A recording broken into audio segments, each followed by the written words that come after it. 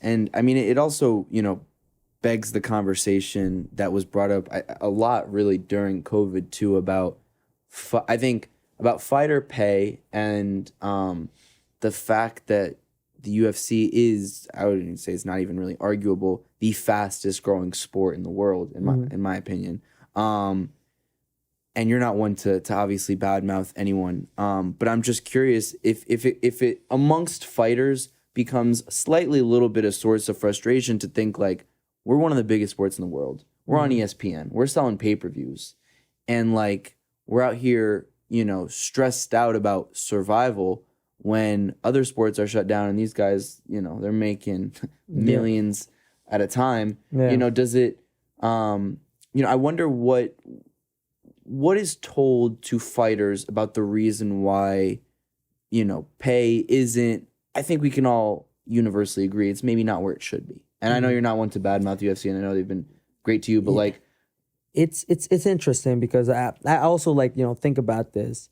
Although it's the fastest growing sport in the world, I feel like the casuals, like in a way, if this pandemic didn't hit, it's like they wouldn't have blown up now the way they have. So it was a great opportunity for the UFC to blow up the way that they did, because there was no football, there was no, nothing, no basketball. But then it's like, okay, in reality, this sport is still like a baby compared to like NFL and all that. So it sucks because many people still view it as, it's too barbaric, and then they don't understand. Right. But then you're seeing, it's like, okay, you got an NFL player, he's getting paid millions of dollars. They haven't played a season. They're still making money no matter what. But and whereas fighters like, like there's definitely gonna be a way, but it's also, as fighters, we're kind of independent contractors. That's what they said, because it's like it just feels like this. It feels like, do you remember when Brandon Royval fought? You remember his interview? Mm-hmm. This one struck a chord where Brandon Royval, for people who don't even watch UFC, I think he made his UFC debut over the summer. And I think he was crying in his post-fight interview because I think he worked, I forget what the job was, I don't want to butcher it, but he worked a separate job on the side as well. And he was crying about like how he just kind of wished he could he was hoping to get a bonus because he could quit his job and focus full-time on UFC. And it just, that stuff kind of breaks your heart. And I think he ended up doing that, by the way. But I think it just, like, I don't think that fighters should have to work as a teacher, right? I think if you choose to, that's phenomenal. And you guys are doing, I mean, you, Lyman, Shane, all you guys who have gyms, you guys are doing amazing work, but I don't think you should have to. You know what I mean? And I think it's also detrimental to the sport when you have guys like a Brandon Royval, who's very talented, and because they aren't making enough from their sport that is literally being televised on ESPN, that they are forced to dedicate other time to something else, which is also taking away from their development. You know what I mean? So, it's just, are you optimistic about the route it's going in? I think so. I think it's going to get better. And, as the sport grows, it's tough because, like, I don't know what goes on behind the scenes. Right. So, I could be assuming one thing when they might be working towards something else. But, like, we're going to have to see what happens. But I'm sure, like, pay's going to go up now that you have so many more eyes. And then eventually when it gets to the point where, like, look, in this past UFC that just happened, they had fans. Yeah. So then it gets people say, all right, fans are going to come back. Yeah. And people are going to want to be like, point.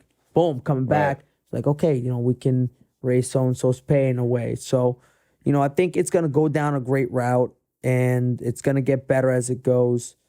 As of now, it's kind of like you have to kind of work with what you've got. Right. Because, look, I'll give you an example.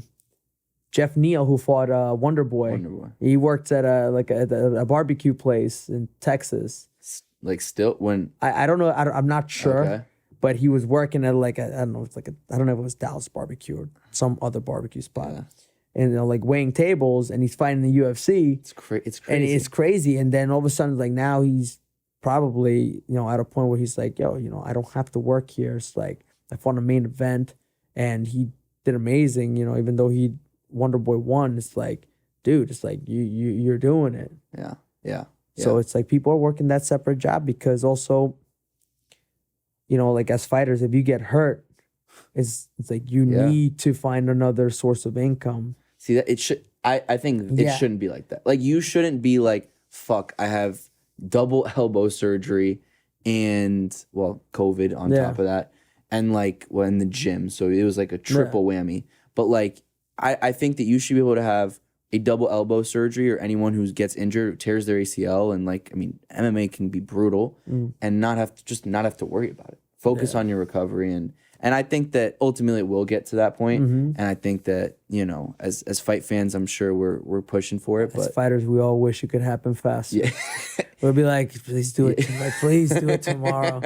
Like when they go because I know like even like the whole Reebok deal apparently is coming to a close. Right. People are like, all right, whoever takes over is like, please give us like a little more bonus or something. Isn't it like, was it? I think it was like Venom. It's Venom. Yeah. So how's that Reebok deal work? What does that mean? Because I always hear about this Reebok deal, but I'm never sure exactly how it works. I think for the Reebok deal is if the more fights you have in the UFC, the more you get paid from Reebok. Gotcha. If you're a champion, you get paid like a good amount. But like if you're like your first fight, you get paid. You get paid a little bit, but so you have to like really fight to be able to get more. But it's also what people don't understand as well. And I think I forget who made the good. I think it was actually Mike Perry of all people who made a good point, which is rare. He talked about just the taxes. When you fight in California, dude, very different than when you fight in Nevada. Oh my god! And people don't talk about that enough, and even New York too. I would imagine. Oh my god! And it was New York. They tax you like crazy. It's ridiculous. So that too. It's like as fighters, whatever we make from the fight. Uncle Sam's gonna take a good amount at the end of the year. So it's like you can't just be like, oh look, I won this fight money, I'm gonna go do this. Coaches and I mean, you guys have coaches, you got management.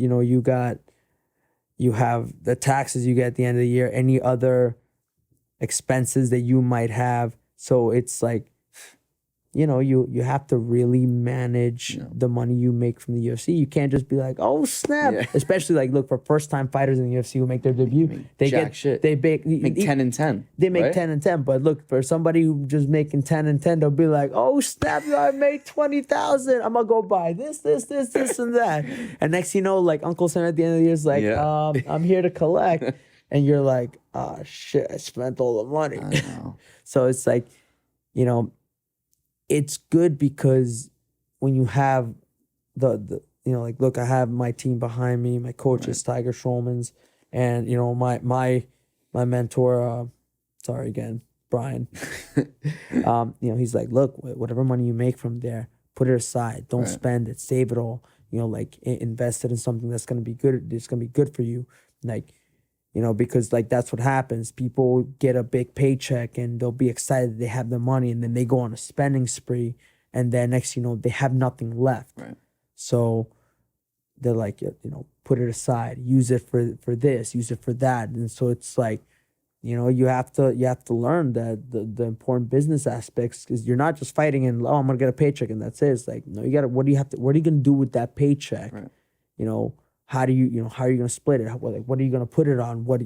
Make sure that you have enough to pay the tax at the end of the year and all that stuff. So it's like, you have to do a little money management class there in order to learn some business, take some business classes and really learn, because you don't want to go through all this and put all these fights on and put your body through all this to then when you're done with your career, it's like, I got zero from it. Yeah. Thank you so much for watching this video. If you haven't done so already, please make sure you like the video, subscribe to the channel, follow me on Instagram @Felix.Levine, and if you have something to say, please leave a comment.